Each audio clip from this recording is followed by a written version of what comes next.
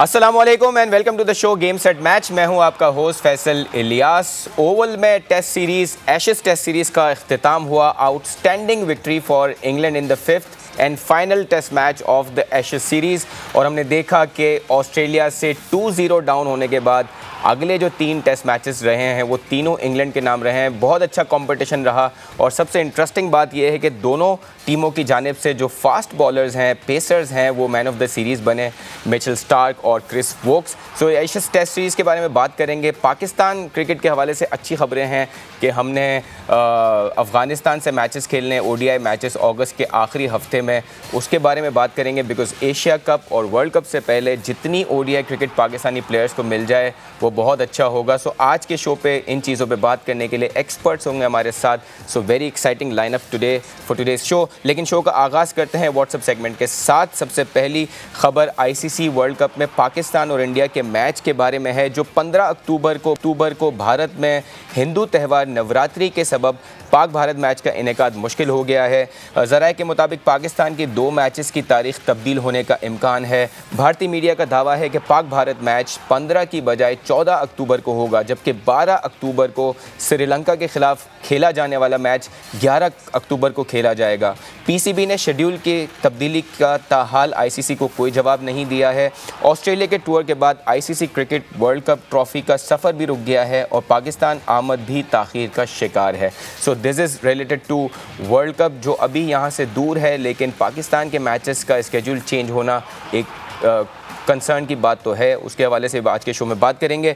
अगली खबर जो है वो कौमी टीम को एशिया कप और वर्ल्ड कप की तैयारी का बेहतरीन मौका मिल गया। जैसा कि हमने कहा, पाकिस्तान अगस्त के आखिरी हफ्ते में अफ़गानिस्तान के ख़िलाफ़ 3 वनडे मैचेस की सीरीज़ खेलेगा। सीरीज़ का इनेकाद भी श्रीलंका में होना है। सो ये अफ़गानिस्तान ने सीरीज़ होस्ट करनी है जो श्रीलंका में मैचेस करवा रहे हैं पाकिस्तान अफ़गानिस्तान के, जिसकी तारीखों का ऐलान कर दिया गया है। सीरीज़ का पहला और दूसरा वनडे 22 और 24 अगस्त को हम्बन टोटा में खेला जाएगा। 26 अगस्त को तीसरा और आखिरी वनडे इंटरनेशनल कोलंबो में खेला जाएगा। So it's a good sign for Pakistan cricket कि ये सीरीज़ हो रही है ताकि हम वनडे की तैयारी कर सकें और वनडे टीम में हम किस कॉम्बिनेशन के साथ जाते हैं, किन किन प्लेयर्स को तैयार करते हैं, क्योंकि शकील मसूद का हम कह रहे हैं कि वो he should be part of the ODI side और अब्दुल्ला शफीक के बारे में भी कह रहे हैं। सो देखना होगा कि क्या हमारी ओडीआई साइड होती है। अगली खबर एशेज़ टेस्ट के हवाले से है जहां सीरीज़ का सनसनीखेज़ मुकाबले के बाद इख्तिताम हुआ है। 2001 के बाद ऑस्ट्रेलिया का इंग्लैंड में एशेज़ जीतने का ख्वाब पूरा ना हो सका। एशेज़ सीरीज़ के आखिरी टेस्ट में इंग्लैंड ने ऑस्ट्रेलिया को 49 रन से शिकस्त देकर सीरीज़ ऑल्दो 2-2 से बराबर करी, लेकिन सीरीज़ जीत ना सका ऑस्ट्रेलिया। ओवल टेस्ट के आखिरी रोज़ ऑस्ट्रेलवी टीम 134 रन की ओपनिंग शराकत के बावजूद 334 रन बनाकर आउट हुई। क्रिस वोक्स ने 4 और मोइन अली ने 3 खिलाड़ियों को आउट किया। अगली खबर है पाकिस्तान नेशनल गेम के हवाले से, हॉकी के हवाले से। एशियन हॉकी चैम्पियंस ट्रॉफी में पाकिस्तान की शिरकत के लिए कौमी टीम चेन्नई पहुंच चुकी है। आज आराम के बाद कौमी टीम कल से तैयारियों का आगाज़ शुरू करेगी। कौमी टीम इवेंट में 3 अगस्त को मलेशिया के मद्दे मुकाबिल आएगी। पाकिस्तान हॉकी टीम के कोच रेहान भट्ट कहते हैं कि भरपूर तैयारी के साथ इवेंट में शिरकत कर रहे हैं और उम्मीद है कि टीम के नताइज अच्छे होंगे। So that's it from the WhatsApp segment. अब हम शो का आगाज़ करेंगे। जैसे हमने कहा, कुछ हम बात करेंगे एशेज़ सीरीज़ के हवाले से जहां इंटरेस्टिंग फिनिश हुआ है सीरीज़ का, 2-2 से सीरीज़ बराबर हुई। ऑलराइट, सो जिस तरह हमने देखा कि इस आउटस्टैंडिंग सीरीज़ एशेज़ सीरीज़ रही और बड़ी कंपेटिटिव रही। बहुत कम होता है कि एक टीम ऑस्ट्रेलिया और इंग्लैंड के लेवल की टीम्स टेस्ट सीरीज़ में 2 मैचेस की बर्तरी पे हों और उसके बाद दूसरी टीम आके अगले 2 मैचेस जीत जाए। और जो तीसरा मैच बारिश की नज़र हुआ वो भी किसी हद तक ये कहा जा सकता है, बल्कि काफ़ी हद तक यही था कि इंग्लैंड आसानी जीत सकता था। एशेज़ टेस्ट सीरीज़ पे और पाकिस्तान के जो 3 मैचेस होने हैं इस मंथ के एंड में, उसके हवाले से बात करने के लिए सीनियर स्पोर्ट्स जर्नलिस्ट और हमारे शो का एक रेगुलर हिस्सा है लीना अजीज़ साहिबा हमारे साथ मौजूद हैं। वेलकम करते हैं लीना अजीज़ साहिबा, आपका शो पे सलाम पेश करते हैं आपको। और किस तरह एशेज़ सीरीज़ को किस तरह आप एक्सप्लेन करेंगे, उस पर बाद हम स्पेसिफिक्स पे बात करेंगे एशेज़ सीरीज़ में। देखिए, एशेज़ जो है दुनिया की बेहतरीन तरीन सीरीज़ है, इसमें कोई डाउट नहीं है। बहुत पुरानी सीरीज़ है, इसकी बड़ी हिस्ट्री है, ये सेंचुरी से चली आ रही है। और ये स्पेसिफिक जो एशेज़ हुई, इसको अगर आप एपिक कहें तो गलत नहीं होगा। देखिए कोई भी टीम 2-0 डाउन होके उसके बाद सीरीज ड्रॉ करे, ये बहुत एक खास एक वाकया है क्रिकेट में। ये सिर्फ टेनिस में होता है कि आप 2 सेट्स डाउन हो जाएं और उसके बाद आप मैच जीत जाएं। नो, टेनिस में भी बहुत कम होता है। बहुत बड़े जो चैंपियंस हैं, फेडरर और ये नडाल, इस तरह के चैंपियंस की यही है ज्यादातर इस तरह के मार्के जो है करते हैं। बट क्रिकेट में ये बहुत कम होता है कि you 2-0 down and then you come back and level the series. In fact मैं तो एक स्टेप आगे कहूंगी, जैसे अभी आपने अपने इंट्रो में भी कहा कि अगर वो ओल्ड ट्रैफर्ड वाला मैच उसमें बारिश ना होती तो यकीनन इंग्लैंड जीत जाता और ये 3-2 इंग्लैंड सीरीज जीतता।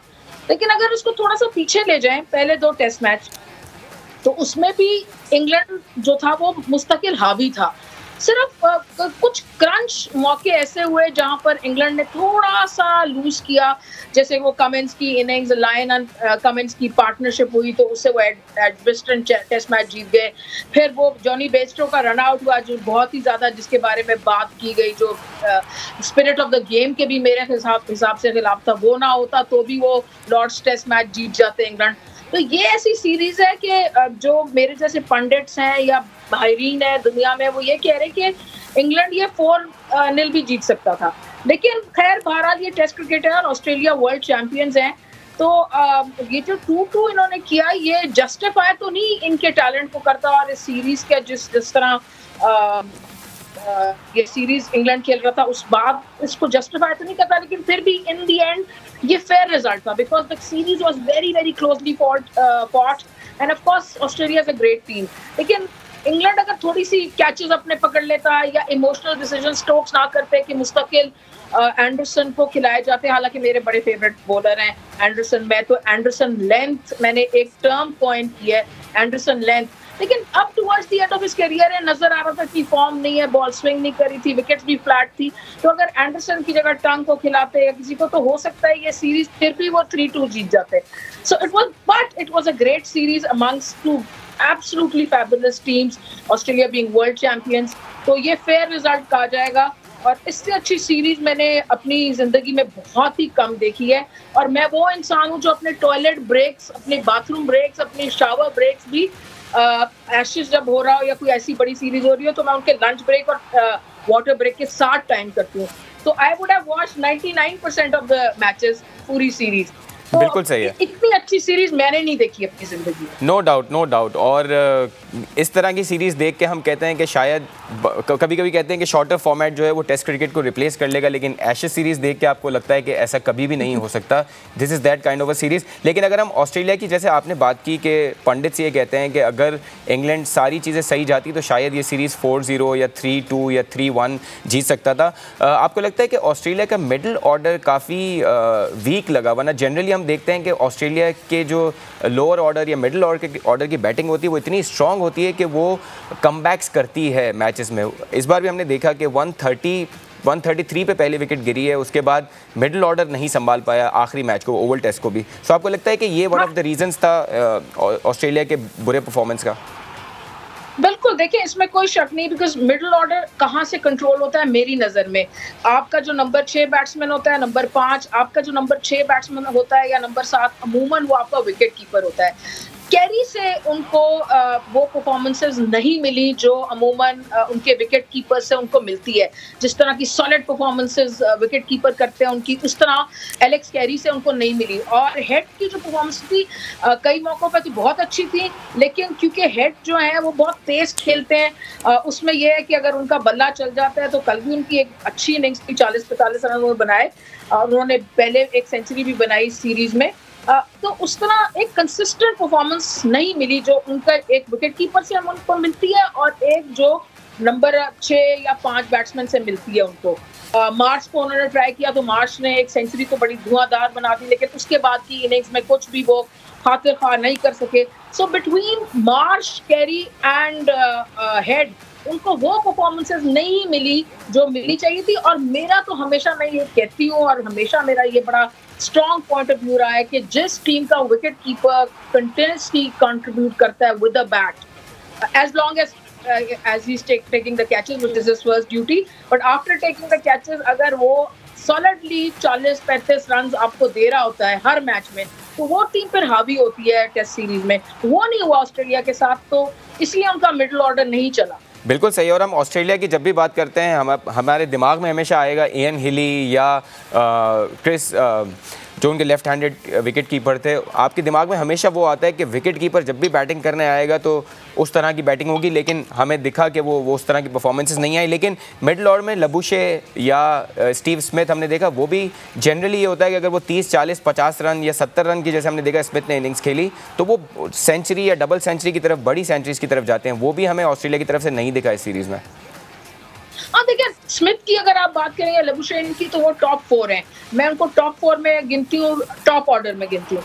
और उसके बाद के जो बैट्समैन है, हेड, मार्श और कैरी, वो मिडिल ऑर्डर फॉर्म करते हैं। तो आप ये भी सही कह रहे हैं कि स्मिथ की तरफ से भी उतनी अच्छी परफॉर्मेंसेस नहीं आई। हाँ, उन्होंने सेंचुरी बनाई, 2-3 दफा बड़ी अच्छी कंट्रीब्यूशन की, लेकिन जो स्मिथ लेवल की कंट्रीब्यूशंस होती हैं 100-150 हर इनिंग में, उस तरह नहीं हुआ। Although having said that, I will be fair to Smith, उन्होंने बुरी परफॉर्मेंस नहीं की उनकी, तो फिर भी मैं अच्छी कहूंगी। लेकिन लबुशेन एक मुझे वीक लिंक नजर आया उनका इस सीरीज में। He is a great batsman, top of the ladder हैं, लेकिन इस सीरीज में he was out of form. बिल्कुल सही है। अच्छा, हमने देखा कि ऑस्ट्रेलिया के कप्तान जो है वो भी काफ़ी मोनोटोनस रहे इन टर्म्स ऑफ कि क्या साइड लेके चलनी है। और हमने देखा कि इंग्लैंड की तरफ से भी ज़्यादा चेंजेस नहीं हुई, एक्सेप्ट कि क्रिस वोक्स की एंट्री बहुत अच्छी हुई। आपको लगता है कि इंग्लैंड की जो कप्तानी थी उसमें मोइन अली को खिलाना, इस सीरीज़ के लिए उनको स्पेशली लाना, एंडरसन की आपने ऑलरेडी डिस्कशन किया कि आपके लिहाज से उनको थोड़ा ड्रैग किया गया, उनको चेंज करते तो शायद अच्छा रहता, लेकिन आपको लगता है कि जनरली स्टोक्स के जो डिसीजन थे वो बेहतर थे टेस्ट मैचेस में?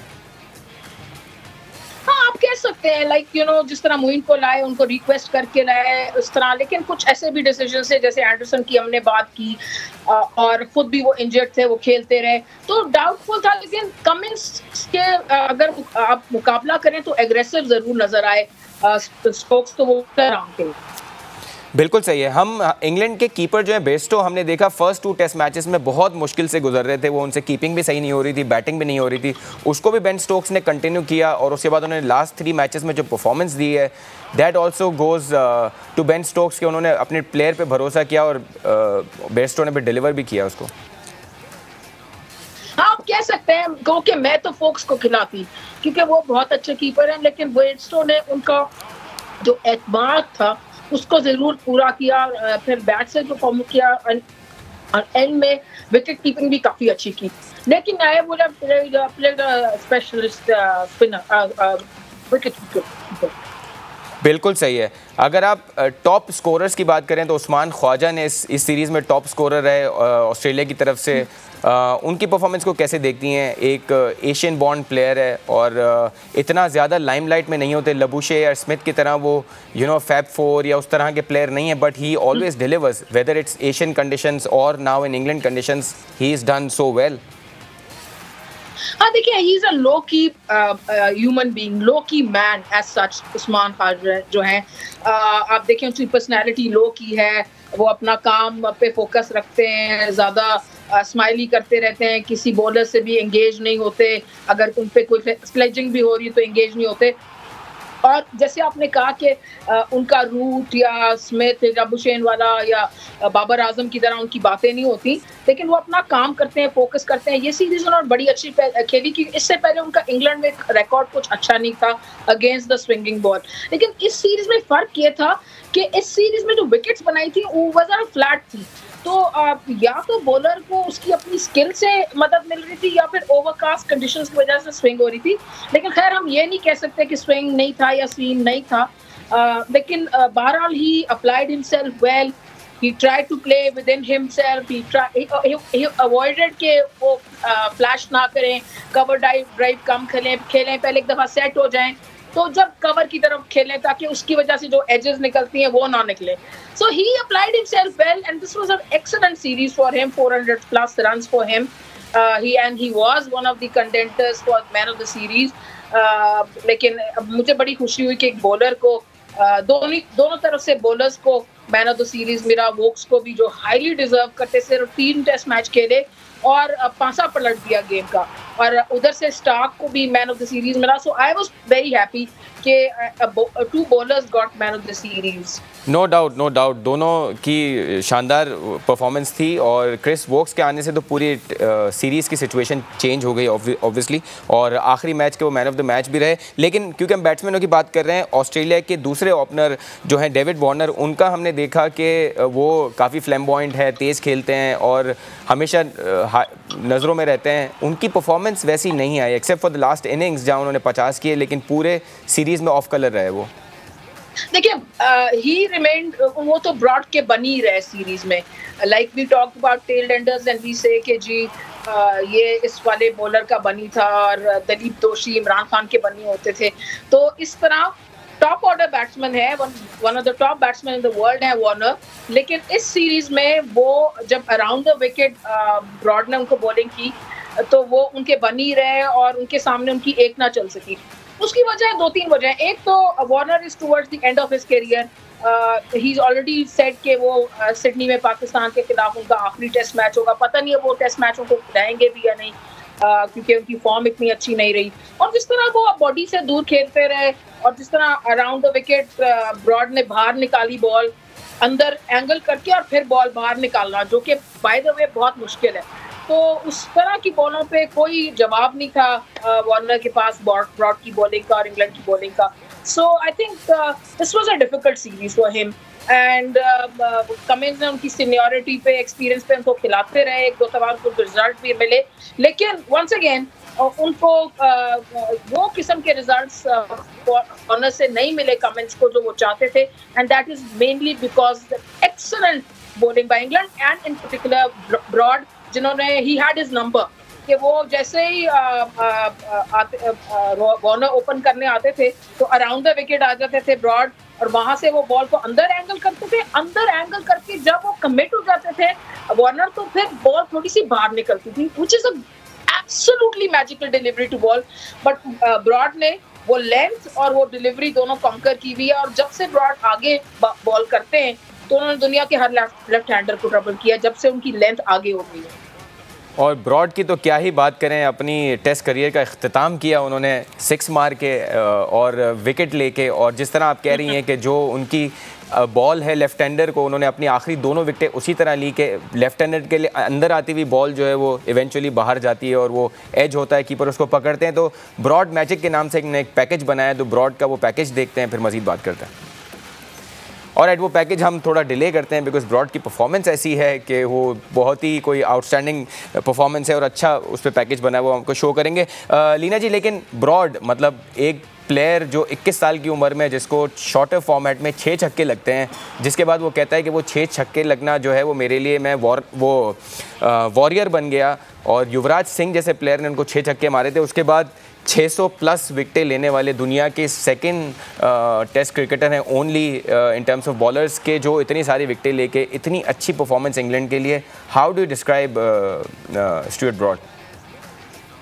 Absolutely tremendous, magical। जिस तरह एट डिफरेंट पीरियड्स में ब्रॉड ने अपने आप को चेंज किया, अपनी लेंथ को चेंज किया, बॉल को आगे डालना शुरू किया, और लेफ्ट हैंडर्स के लिए उन्होंने खुद ये कहा कि मेरे स्टैट्स इतने अच्छे नहीं थे लेफ्ट हैंडर्स के खिलाफ, तो उन्होंने अपने स्टैट्स पे काम किया और देखा कि किस तरह लेफ्ट हैंडर्स को वो के अगेंस्ट वो इम्प्रूव कर सकते हैं।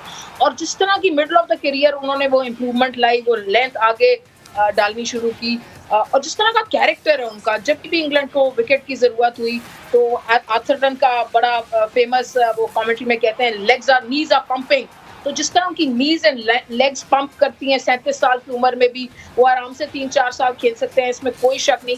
तो different area, different times of his career, जिस तरह ब्रॉड ने अपने आप को डेवलप किया, चेंजेस लाए, अपने कैरेक्टर को डेवलप किया, एक वो दुनिया की बेहतरीन बॉलर है। और मुझे तो मैं जिस तरह क्रिकेट देखती हूँ, टेस्ट क्रिकेट खासकर, तो मैं बहुत अफसरदा हूँ as a human being, as a cricket pundit, as a fan, कि आइंदा जब मैं अब इंग्लैंड जब इंडिया जाएगा तो ब्रॉड नहीं नजर आएंगे, वो हेडबैंड, वो एक कैरेक्टर, एक वो बफ कैरेक्टर, और विकेट देने की जब जैसे ही उनकी स्पेल आती है तो आपको यकीन होता है कि वो विकेट निकालेंगे।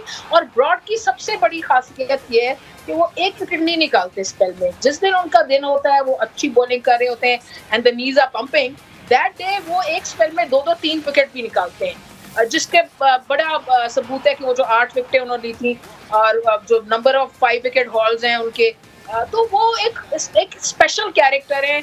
और दुनिया में सिर्फ मेरे ख्याल में 2 ही बॉलर हैं जिनकी 6 फास्ट बॉलर्स, जिनकी एंडरसन और ब्रॉड, जिनकी 600 प्लस विकेट हैं, बिल्कुल। तो वो उनके बारे में तो उनको तो सर का खिताब जल्दी देना चाहिए, वरना सर के खिताब की कोई खास वैल्यू भी नहीं रहेगी। बिल्कुल सही है, बिल्कुल सही। अगर इनको कंपेयर करें जिमी एंडरसन से, आपको लगता है कि थोड़ा सा रिटायरमेंट जल्दी आई है, या आपको लगता है कि this is the high time? I mean the way he is played the last match, इससे अच्छा टाइम नहीं हो सकता रिटायरमेंट का? या आपको लगता है कि थोड़ा 1-2 साल वो कंटिन्यू कर सकते थे? जिस तरह हम कह रहे हैं कि 600 प्लस विकेटें लेने वाले सिर्फ 2 ही फास्ट बॉलर्स हैं दुनिया में, जो जिसमें से एंडरसन अभी भी कंटिन्यू करना चाह रहे हैं और ब्रॉड जो है वो रिटायर हो रहे हैं। डू यू थिंक कि अभी भी उतनी गैस थी कि वो 1-2 साल खेल सकते थे इंग्लैंड के लिए? देखिए, गैस तो एब्सोल्युटली थी, उसमें कोई शक नहीं। He is 4 years younger than Henderson also, but see there are 2 different kind of personalities. Broad जो है फर्क पर्सनालिटी है, एंडरसन फर्क personality, and retirement is a very personal thing. जिस दिन कोई फील करे कि आज मैं सुबह उठा हूँ या सुबह उठी हूँ और मैंने अब ये काम नहीं करना, बहुत हो गया, मैं बस रिलैक्स करना चाहता हूँ या मैं घर में टाइम देना चाहता हूँ, या कोई लोग फील करते हैं कि मैं हाई पे रिटायर होना चाहता हूँ, रादर देन कि जैसे हम आज एंडरसन की बात करें कि उनको इतने ग्रेट बॉलर हैं, फिर भी हम ये बात करें, और मैंने ट्वीट्स भी किए, मेरे तो फेवरेट बॉलर हैं, फिर भी मैंने ट्वीट भी किया कि अब शायद उनको रिटायरमेंट ले लेनी चाहिए या his days are numbered now.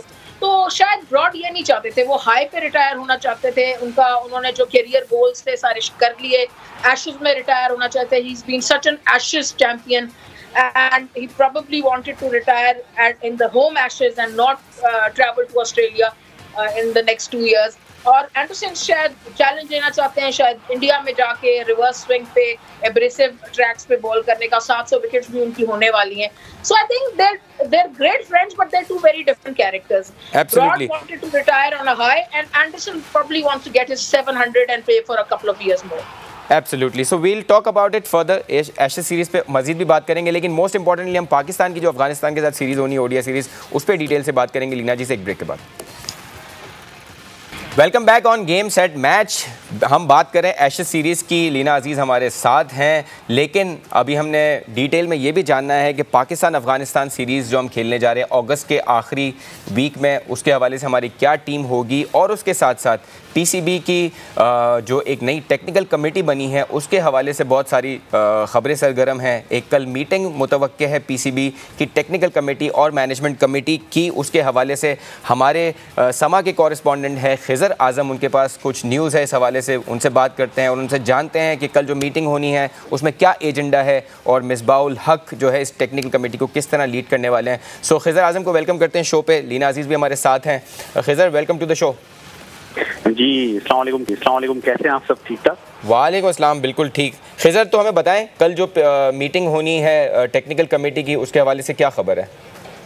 जी बिल्कुल, पहले तो हम पाकिस्तान क्रिकेट में जो है ना वो क्रिकेटर्स की परफॉर्मेंस और उनके रद्द बदल पर बड़ी नजरें रखे हुए थे, मगर अब पिछले 6-7 माह से ऐसा हो रहा है कि मैनेजमेंट कमेटीज जो है उनमें बड़ा रद्द बदल आ रहा है। और अब जो है एक नया इम्तिहान है। रहती बात है कि एक अफगानिस्तान की सीरीज है, देन फिर आपने एशिया कप में जाना है और फिर उसके बाद वर्ल्ड कप का एक मेला सजेगा। तो पाकिस्तान क्रिकेट बोर्ड में जो एक कमेटी बनाई गई है, अब वो मिसबाउल हक हैं, राशिद लतीफ़ हैं, इसके अलावा मोहम्मद हफीज़ और नदीम खान भी उसमें इंक्लूड हो रहे हैं।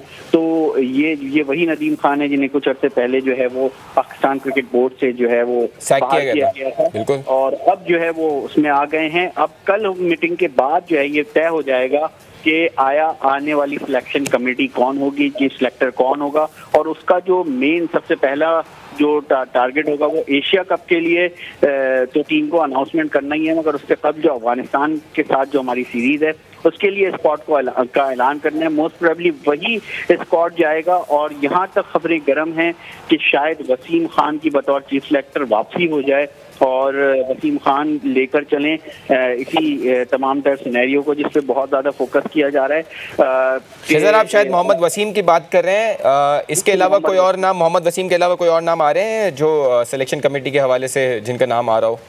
देखें, बात बहुत ज्यादा गर्दिश कर रही थी, मगर बहुत सारे एक्स क्रिकेटर्स ने इससे थोड़ी सी माजरत कर ली है। मोहम्मद वसीम के हवाले से जी ये ज्यादा जो है वो फोकस किया जा रहा है कि उनके नाम है, क्योंकि सिलसिला कुछ ये है कि अभी पाकिस्तान क्रिकेट बोर्ड में जो तब्दीलियां हैं उसका कोई मुस्तकबिल किसी के भी समझ में नहीं आ रहा। बहुत से क्रिकेटर्स हैं जो कि और जो मैनेजमेंट कमेटी के लोग हैं वो थोड़ा थोड़ा किनारा कशी इख्तियार किए हुए हैं कि आया कि अगर वो अभी इस सेटअप में आ जाते हैं तो नेक्स्ट सेटअप क्या होगा, क्या सिलसिला बनेगा, कितने दिनों के लिए उनको जो है ये टास्क दिया जाएगा। तो अभी जो है एक ओहदा लेने से पहले उसके हवाले से काफी ज्यादा सवालात हैं, और ये सवाल जो पॉलिटिकल सिनेरियो बना हुआ है उसके असरात जो पाकिस्तान क्रिकेट बोर्ड पर हैं वो न सिर्फ नीचे जो कमेटी, कोचेज और दीगर स्टाफ है उसके लिए सवालिया निशान है, बल्कि हम तो ये देख रहे हैं कि जो चेयरमैन पीसीबी तक होते हैं वो भी, उनके लिए भी सवालिया निशान है कि आया वो कितने दिनों के लिए हैं। बिल्कुल सही है खिज़र, बहुत बहुत शुक्रिया आपका, बहुत शुक्रिया for joining us. Leena ji, what's your take on new technical committee? और हम देखते हैं कि जब भी बोर्ड में कोई चेंजेस होते हैं और जब नॉन क्रिकेटर्स आपके चेयरमैन या किसी कमेटी के चेयरमैन आते हैं तो हमें दिखता है कि फिर वो क्रिकेटर्स को लाते हैं एक कमेटी बना के। सिमिलर सिचुएशन है अभी के मिसबाहुल हक एक टेक्निकल कमेटी को लीड कर रहे हैं, अब वो अनाउंस करने जाएंगे कि क्या आपकी सिलेक्शन कमेटी होगी। बड़ा क्रिटिकल टाइम है, एशिया कप जाना है, हमने वर्ल्ड कप खेलना है। How do you see all of this? देखिए, ये तो बड़ा कॉमेडी ऑफ एरर्स हो चुका है मामला। ये हर दो तीन हफ्ते बाद ये चीज़ें चेंज होती रहती हैं, तो मेरा तो इसके लिए I don't have much respect. और मैं हमेशा जब भी किसी से बात करती हूँ मिसबाहुल हक के बारे में तो मैं ये कहती हूँ कि मुझे उनकी बहुत रिस्पेक्ट है, लेकिन मिसबाह के लिए मिसबाह को खुद ये समझना चाहिए कि उनके लिए सबसे बेहतरीन रोल जो खुद है वो तो चेयरमैन सिलेक्शन कमेटी का है, लेकिन उसके साथ क्या जरूरी है कि 10,000 रोल और ना वो एक्सेप्ट करने।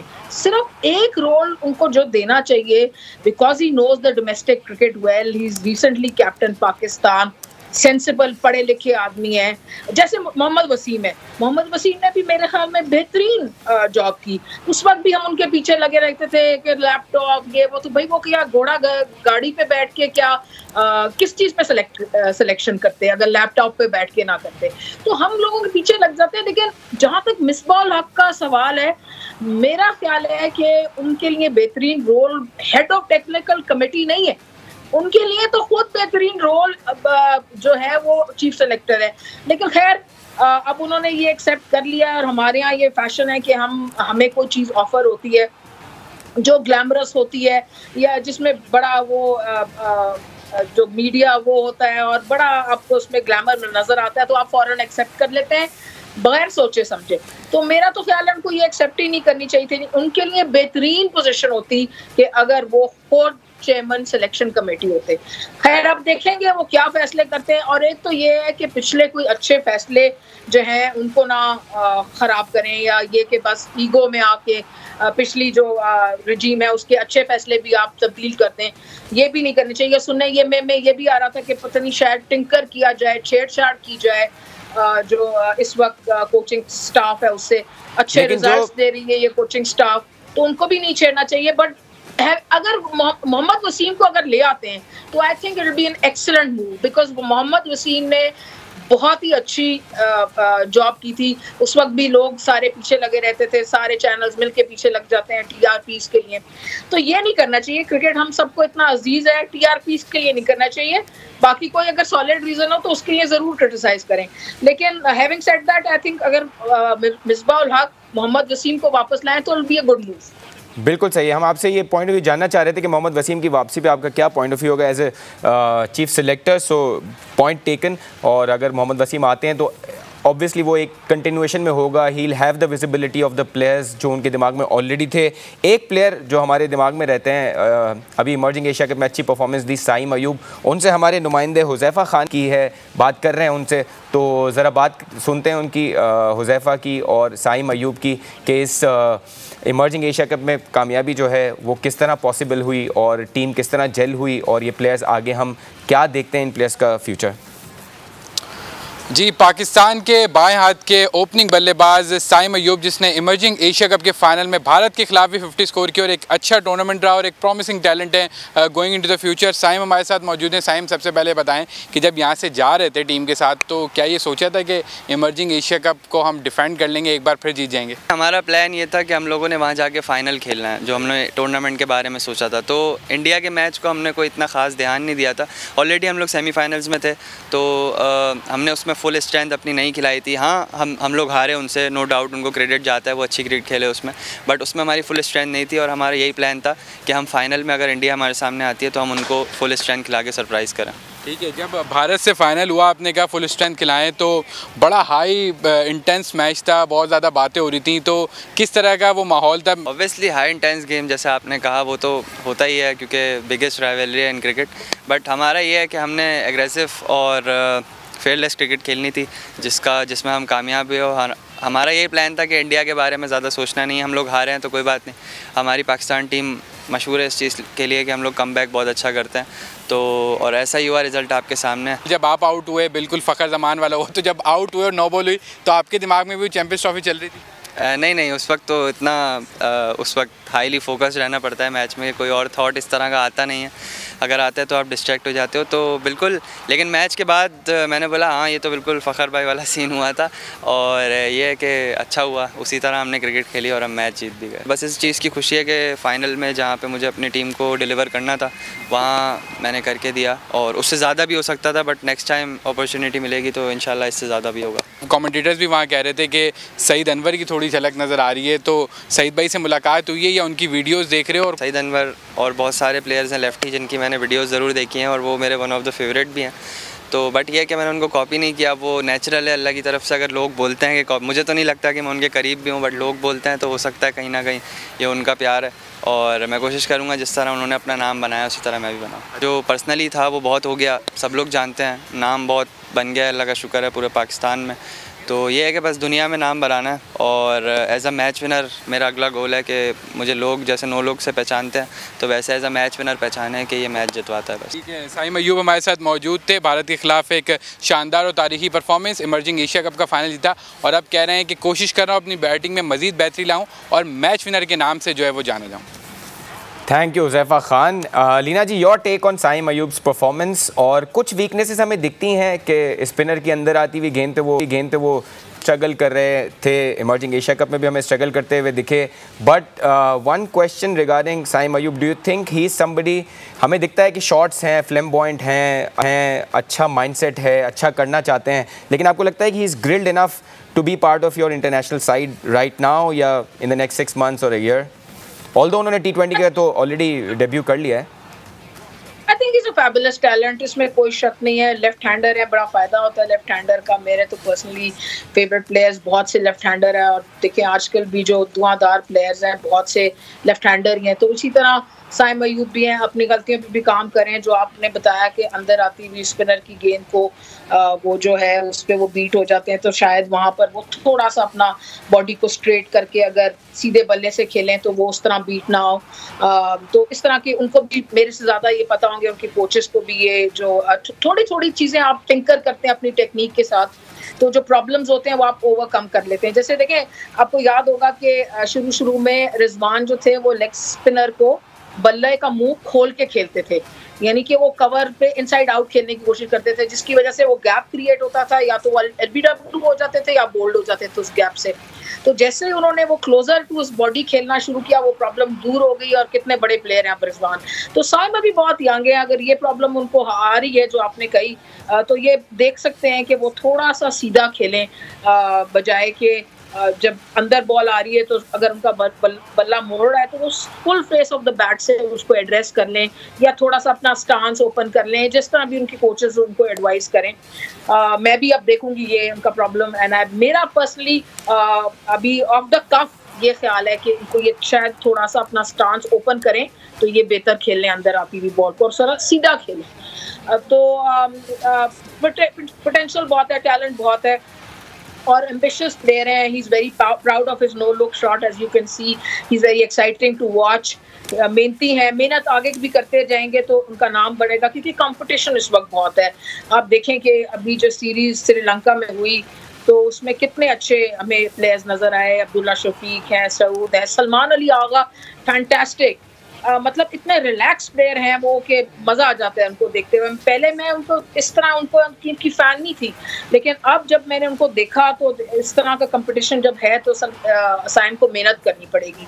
और जिस तरह उन्होंने कहा कि 50-60 नहीं, 1-2 बड़ी सेंचुरियाँ लगेंगी तो और ज़्यादा वर्ल्ड में उनका नाम बनेगा. बट हैविंग सेड दैट, थोड़ा सा टाइम लगेगा. इस वक्त देखते हैं अगर वो सिलेक्ट हुए तो क्या उनका किस तरह वो खेलते हैं क्या नहीं. लेकिन अभी इस वक्त कंपटीशन बहुत है. I think age is on his side. अगर नहीं भी हो सिलेक्ट अभी तो he can keep working and he can be a great player because he is very young. बिल्कुल सही है, बिल्कुल सही. लीना जी, अगस्त में बड़ी इंपॉर्टेंट सीरीज़ आ रही है और वर्ल्ड कप और एशिया कप से पहले हमारे बहुत ज़्यादा ओडीआईज़ नहीं है, स्पेशली एशिया कप से पहले हमारे ज़्यादा ओडीआईज़ हैं नहीं. सो बड़ा इंपॉर्टेंट है एक तो पीसीबी के लिए कि सही टीम सेलेक्ट करना, और जिन प्लेयर्स को हमने एशिया कप में ले जाना है, जो नए प्लेयर्स की तरफ हम देख रहे हैं, जैसे आपने भी अभी कहा सऊद शकील की परफॉर्मेंस या अब्दुल्ला शफीक की परफॉर्मेंस.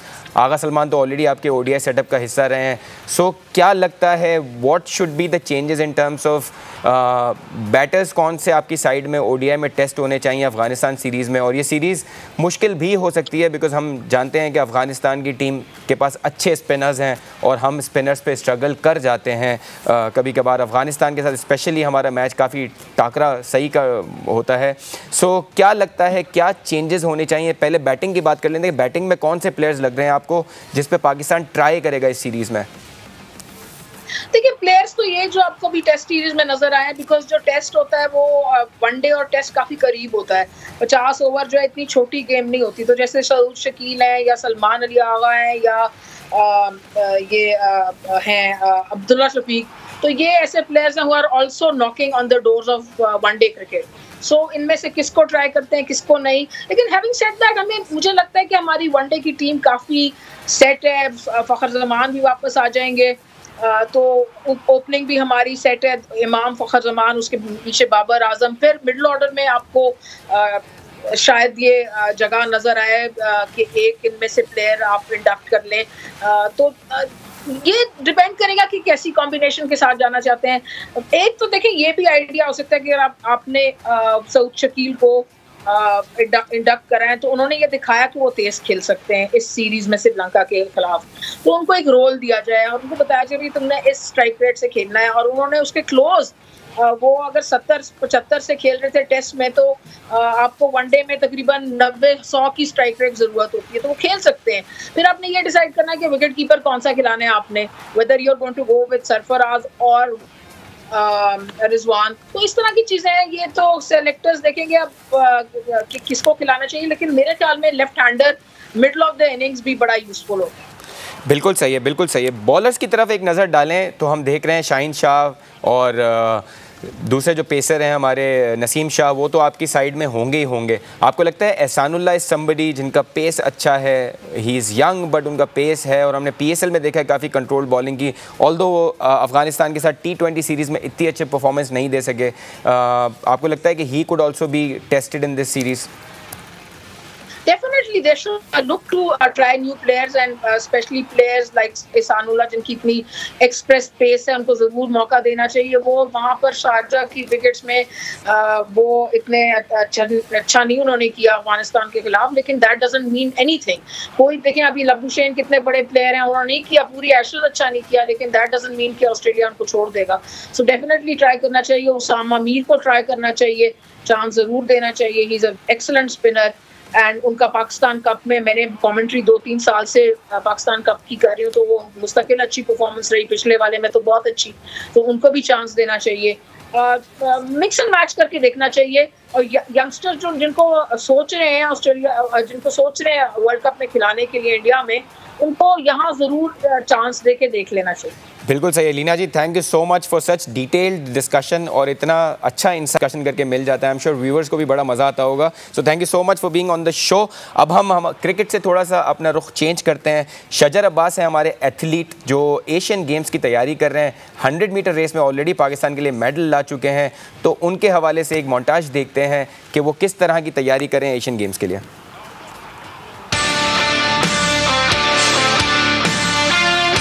एशियन चैम्पियनशिप खेल के आया हूँ, तो सीज़न का फर्स्ट कंपटीशन था, तो अल्हम्दुलिल्लाह उसमें मैंने अपना बेस्ट किया और पाकिस्तान का रिकॉर्ड भी किया। हमें पाकिस्तान में कंपटीशन बहुत ज़्यादा कम मिलते हैं। एशियन चैम्पियनशिप के बाद एक कंपटीशन मिलेगा, वो भी डायरेक्ट एशियन गेम्स का होगा। ट्रेनिंग जारी है, इंशाल्लाह उम्मीद है कि पाकिस्तान के लिए मेडल लेके आएंगे एशियन गेम में।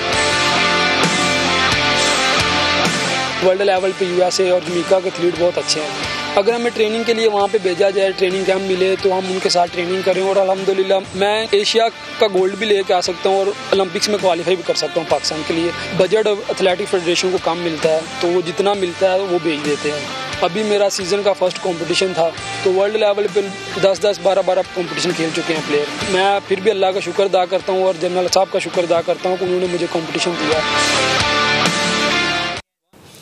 और तो ये थे शजर अब्बास, इनको बेस्ट ऑफ लक कहेंगे उनके अगले टारगेट के लिए, और उम्मीद करते हैं कि वो पाकिस्तान के लिए इसी तरह की परफॉर्मेंसेस देते रहें। कल जो पीसीबी की टेक्निकल कमेटी की मीटिंग है चीफ सेलेक्टर असाइन करने के हवाले से, उम्मीद करते हैं कि वो भी अच्छे तरीके से सरअंजाम हो। उसके बारे में कल आपको ज़रूर ख़बर देंगे। आज के शो के लिए इतना ही, कल दोबारा मुलाकात होगी। शुक्रिया शो देखने के लिए। Keep watching our show, we'll see tomorrow.